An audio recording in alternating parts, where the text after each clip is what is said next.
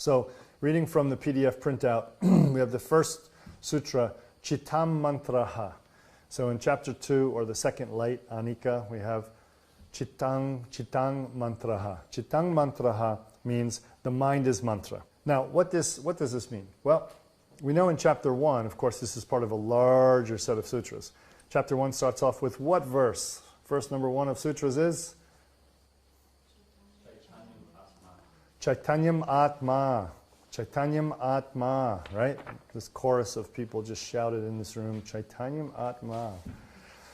All frozen like deer in the headlights. Chaitanyam Atma, so it says that everything is nothing but this conscious light. The universe is nothing but conscious light, including you and what you think about it, and so on. So we take that same theme, and now in the second chapter, we're looking at discussing aspects of the spiritual path and spiritual life for people who don't have the highest aptitude. The first chapter is for people who are born with the highest aptitude, with the least karma, who can realize spiritual reality very quickly. They can do practices that are very subtle and know their nature, boom, very quickly, right? That's what the first chapter is mostly about. So it just says, basically, you are all this, Chaitanyam Atma. The second verse of first chapter says, Jnanam Bandhaha, and also Agyanam Bandhaha. And it means knowing, as in intellectual grasping at objects, is bondage and doesn't allow you to be everything.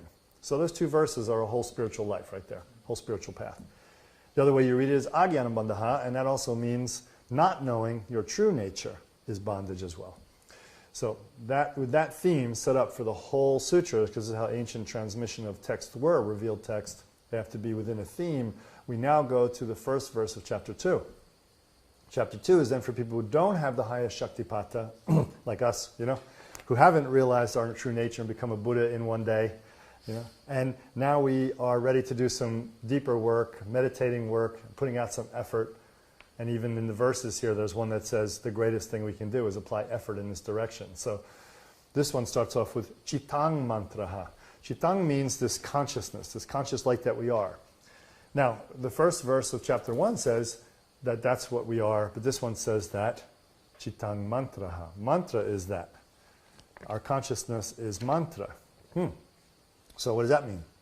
So now we have the means or the methods of practice for those of us who have lesser aptitude and capacity, and we can see what this means. So I wrote here quickly some notes, dictated out to Crystal Spatika, and she put these in note form. The one universal mind of Shiva consciousness projects onto and as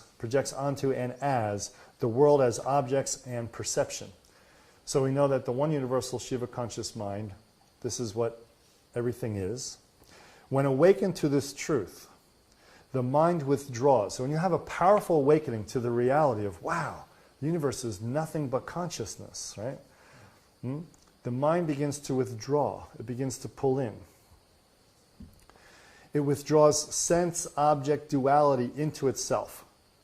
So not only into itself where you're separate from everything, but when you realize that you are one with everything, right? That the conscious mind is everything. It all comes drawing back in this moment of Shaktipat, and you start to realize that I am all one, and all these objects no longer appear as differentiated. Yeah? Okay. So after the mind withdraws into itself, the mind can turn on itself and see itself, and this is called turning the light. When the awareness turns back on itself through meditation process, through Shaktipata, spontaneously, the descent of grace. Shaktipata means the descent of grace, a moment where you're open to the greater reality. When it turns back in on itself, we call this turning the light. Yeah, you can see this talked about like this in Tantric tradition and Taoist tradition as well. So the mind comes turning back in and reflects on its own self as source, capital S, source, right? Its true nature. Then, by fusion, and you could say also dissolution, the same thing, fusion and dissolution, it becomes once again, or it resumes its unlimited nature in a gradual progression to the second chapter now. So the mind gradually fuses with its essence and source and gradually resumes its essence, its nature of its mind, or Shiva consciousness, Shakti consciousness. Okay? Everybody with that? So we have this moment, Chittang Mantraha. What is mind? Mind is mantra. Well, what is that? That is that when the mind realizes, when your mind awakens to the reality that everything in you are one, a process occurs which can be progressional, but you will progressionally and in meditation sessions be able to withdraw your mind to some degree to the source, and it becomes infused at that point. Your mind and the source mind become one. And at that point, your mind gains a new perspective on essence experience, a new perspective on your reality and indeed the world. So realizing this, the mind is recognized as the same energy and reflection of mantra. So, right, Chitang mantra. What about the mantra here? So mantra is that which seals the mind, protects the mind. Remember all these different meanings, right? So what does this mean, though? Is it something we just say? Well, it is something we just say, but it's something much deeper. It's a state of consciousness, a state of being. So realizing this, the mind now, as of a human being's mind, is recognized as the same energy and reflection of mantra. And mantra is the deity. The energy of mantra is the deity's energy body, which is spontaneously emanated from essence, from source. Okay? Remember, deities of this higher order that we would practice the mantra of to gain enlightenment are deities that are manifested spontaneously, already enlightened, already one with Shakti-Shaiva essence. And all the deities you see the paintings of all around the walls here and so on, all the temples, and those are all spontaneously manifested deities. Now, their energy body has a resonance, a vibration of enlightenment on a certain frequency. And that frequency, when it comes down to our gross level of speech, which goes 1, 2, 3, 4 stages it goes through, from the void of essence, space, energy, up into audible sound, we get mantra, we get sound. Their energy of their body, their energy body, can be represented by a vibrational quality that we hear in sound. This is mantra. That's the deity's body. So now we're saying that we can realize our mind as a deity's energy. Because if our mind is the source energy, and we can't directly drop it into the source and leave it there the way we could in the first chapter if we had that aptitude, we can progressively work back to purifying our mind from obscuring karmas, and that energy of the mind is released. Remember, the definition of Tantra is to expand and release energy. So we release that energy, purify the mind by releasing that energy. The mind, assuming its normal condition progressively, becomes on its way to source, the energy of a deity. But it's our energy. This is very clear. This is even above and beyond the energy of the gods. Okay? Now, therefore the mind is the same reality as the deity. The mind has the same energy as the deity. Therefore we can say the mind is mantra. That's also implied here. Because mantra is the energy body of the deity which arises directly from source. Now that's all explication of the sutra directly. Now, each time we do one of these sutras, we're going to give the oral lineage tradition instructions that relate to it as well, as if we were writing a book on it, okay? The mind must regularly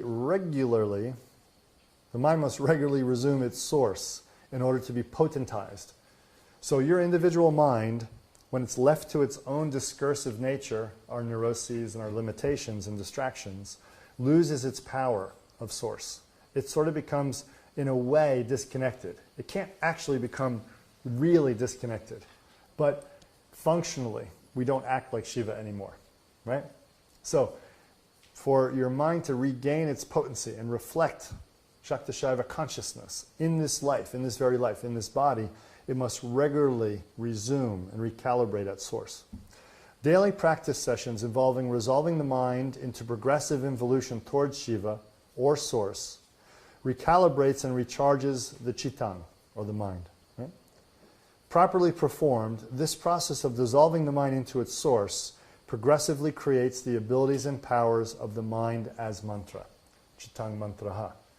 Progressively dissolving and resolving the individual mind of karma into the relatively karma-free, and then finally karma-free versions of the mind as deity and then source, recalibrates and potentizes the mind. It brings the powers of the mind, the subtle ones and the gross. Because mantra is the energy body of the deity, where am I? Sorry. This is alternatively known as awakening the mind of the deity or attaining the mind of the deity. Right? So, then the next thing comes up, verse 2.2, How is this done?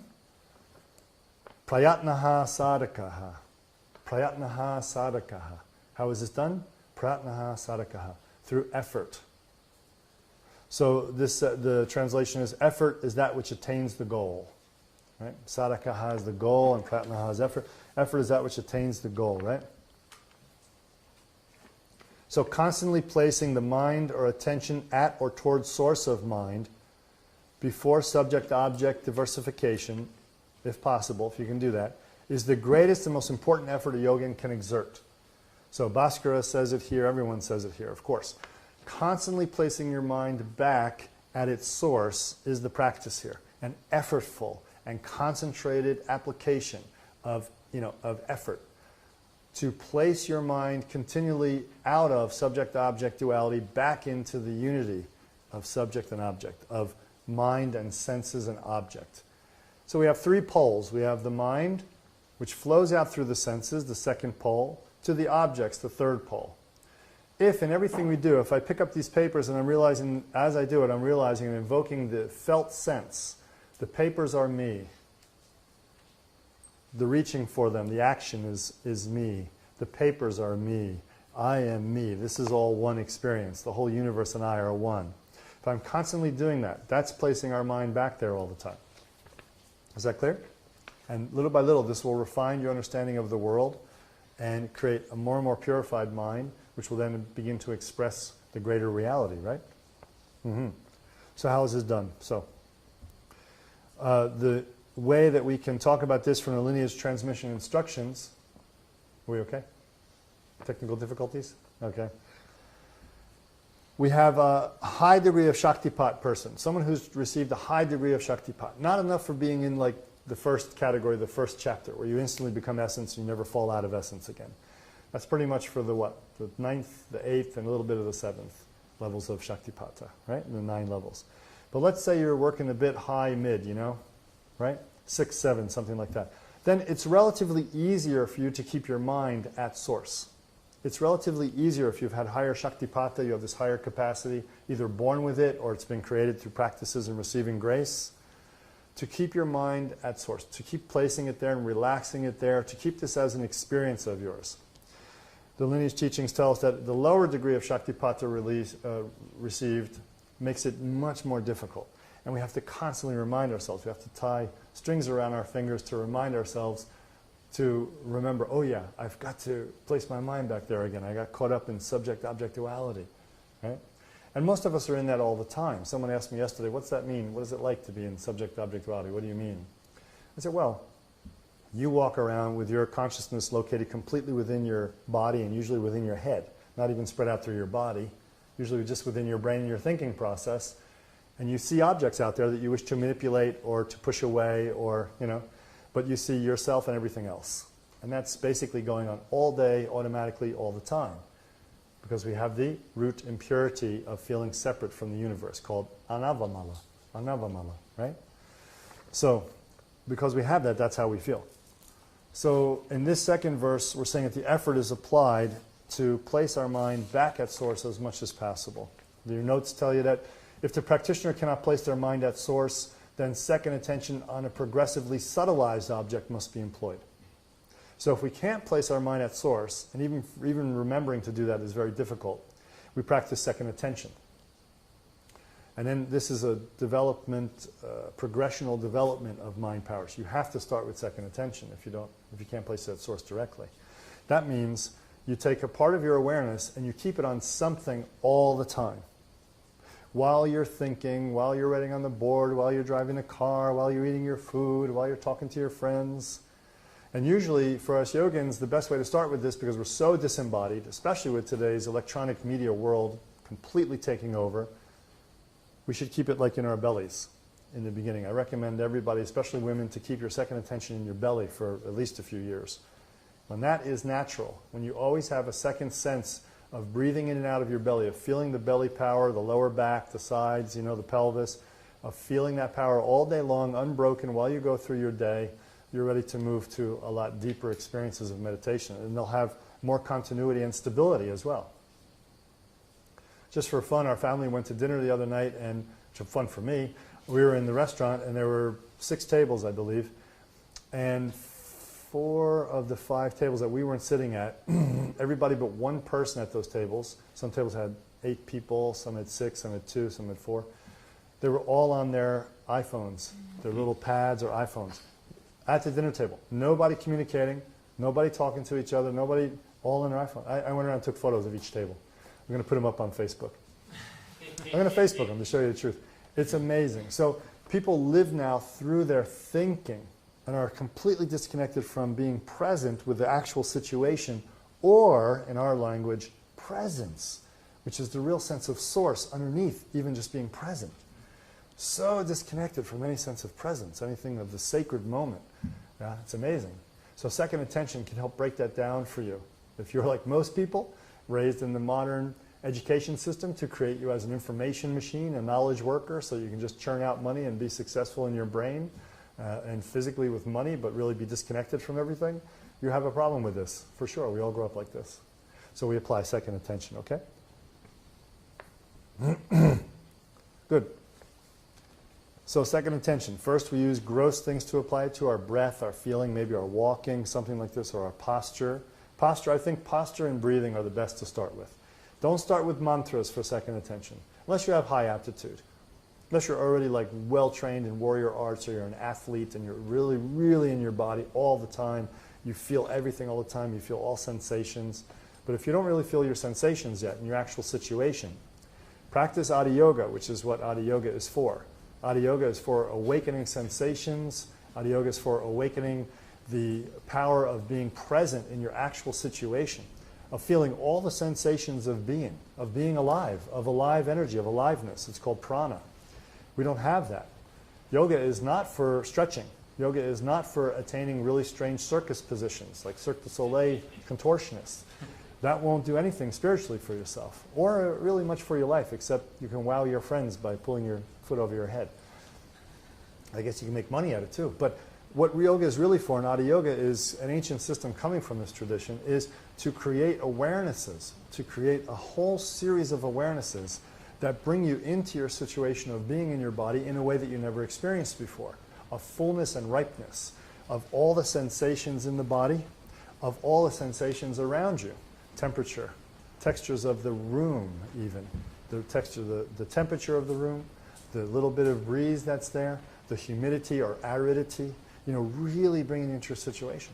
Whether you have emotions moving through that you weren't aware of, when you practice Adi Yoga, you'll become aware of these subterranean emotions and energies, and they'll become part of your normal landscape. This is what we need to progress in spiritual practice and also to be fully present in life. We need to seat the prana. To seat the prana means to not have your energies scattered and to not be lost in your intellectual center. So Adi Yoga creates that for us. So if we don't have that, we need to practice Adi Yoga to experience that. Then our second attention can be in something physical, and then eventually we can move it to something energetic, like an experience of some sensation, maybe even a mantra. And then after the mantra, we can move it to something more subtle, even more subtle, like relaxing back to source or dissolving the 3 poles every moment. So, but we have to start with something more physical and grounded. All right? Good. So progressively apply that second attention is being urged here in 2.2, unless we can drop our mind right back at source and regain that recalibration and potentizing.